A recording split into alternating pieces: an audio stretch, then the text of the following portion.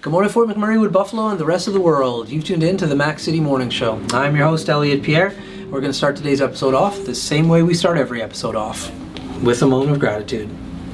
I know you could be doing a million other things with your time, and the fact that you spend it with us truly does mean the world to me, so thank you. On that note, Tanner, hit him with the intro.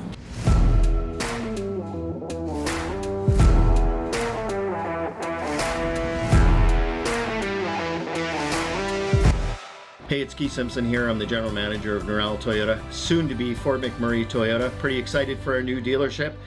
We're here to take care of you. Come on down and be part of our family. And we are back. Big shout out to our title sponsor, Norel Toyota.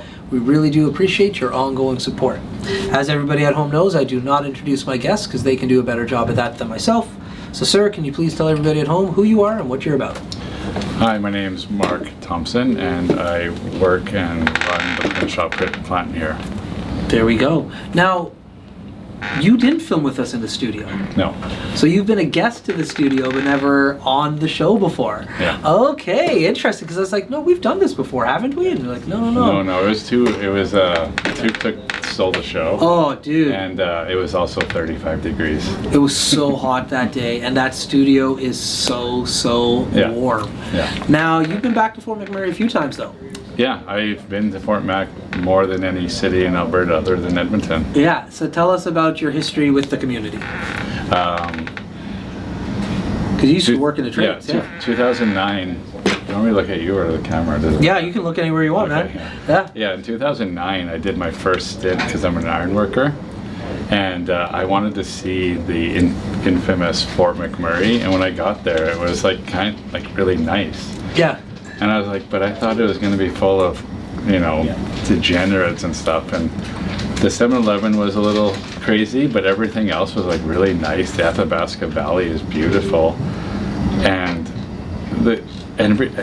I was kind of like let down because it was actually just a really nice town. And I was like, and then since I've been back, even Tuke, who is from Calgary, she even said after we did our thing with From Scratch, she was like, wow, Fort Mac's like really beautiful, like downtown especially. And then we were planning to go back for Canada Day, and she was actually looking forward to it. Yeah.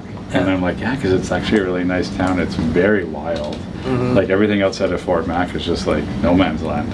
Well, and oil. Yeah, that's right. Yeah, no, it's cool that you like it so much when you come up. And you get to, it was interesting. The first time I met with you, you had like the oil and gas backing. That's why you were there.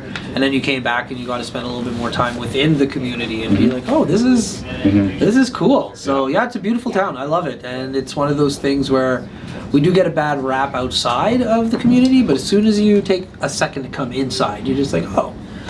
Well, back in the boom days, it was just like nobody knew what they were really talking about. They're like, yeah, I'm here for like to make tons of money and then leave. And so they don't actually get to see Fort Mac because they go to camps. That's right. But yeah, I'm Albertan. Like what I mean is like, I just really like Alberta. Like Calgary, I'm from Edmonton.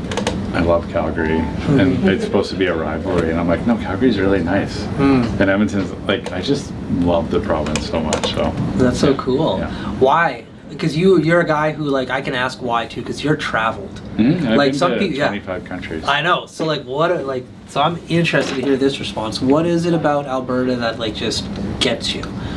Well, I like how we're sort of picked on, which gives us a reason to bond.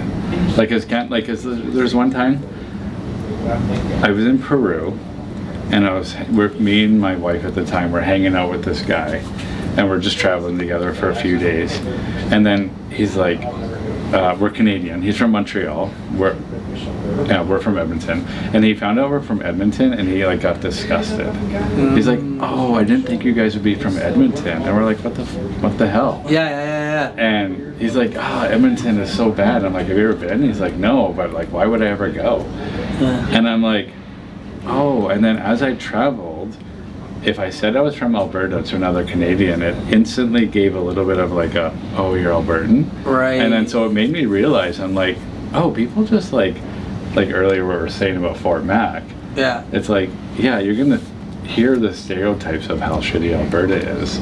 But then when you get there, you're like, oh god, the people are amazing, the culture is great, the landscape is like unheard of, like Rocky Mountains to prairies to the foothills, and it's amazing. And like with whatever rhetoric is going on, I'm just gonna ride the Alberta ship till the end. Yeah, I don't get it, man, because I'm born and raised Fort Mac, Alberta, like, and we have a dope province, like everything's so cool, and like I'm like yourself, I like to travel, and when you tell people you're from Alberta, like, oh, especially when I go to Ontario, oh my goodness, and they're like, oh, I didn't think you'd be like this from Alberta. I'm like, what? Like, what do you guys think is out here? I don't know, man. But so you're Alberta, that's nice. Yeah, and I love it, and I like Fort Mac's great, Grand Prairie's great, Calgary, everything, like, and but I do like traveling outside of Alberta, like, because like I like to see around, but like I call Alberta home. I really do love it here. That's really, and that's why I want to build like the business here. It's like I want to really establish like we're Alberta, like, because if I just focus on Alberta only, I'm happy. Yeah. If I don't make it outside to Saskatchewan or Ontario, I'm okay with that. Yeah. Because like it's really like, we gotta, stick together as a crew. Yeah, that's so cool. Especially because you do travel so much. So you do have a very unique perspective that a lot don't. I know a lot of people that I talk to that are super patriotic. A lot of times they are patriotic and they're in their place. Yeah. But you are like, I think might be the most traveled person I know, and I know a lot of people. So I want to jump into that for a second. Where did that bug come from? Well, it was like I was young and dumb and had a bunch of money for a house. Down payment. And then we just had this crazy idea. It's like, hey, instead of buying a house, let's travel to Europe. So we took whatever, I think 20 grand. Yeah. Maybe, actually no, it was a little less, it was 15 grand. Yeah. And we bought a ticket to Europe with the Eurail pass. And then after doing 13 countries in Europe on a tour, we were like, oh, this is hooked. So I've been to Europe, Asia, South America a few times each. Yeah, that's so interesting.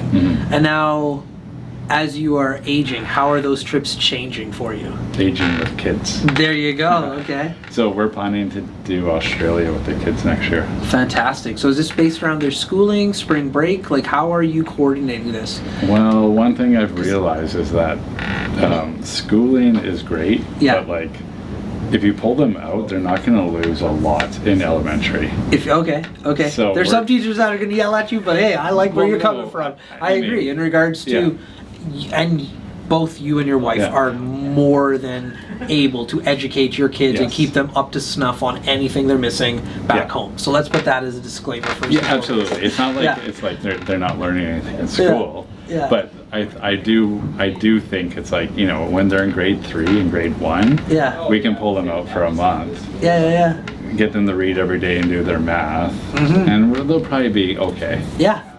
I love it. Hey, there's no right or wrong, and my parents are on that same wavelength. We used to travel all the time. My wife will tell you they should have kept me in school, but well, look where you are now. Look where I am now, exactly.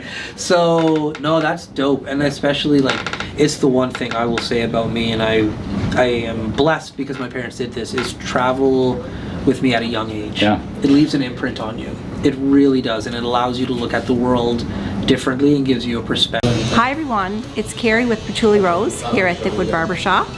If you're wondering what to get your loved one this season for Valentine's Day, I make an all-natural anti-aging skin serum called Good Skin. It's good for men and women, and it's available for purchase here at the barbershop, downtown at the Corridor Shops and Events, and on my website. Thank you for your support.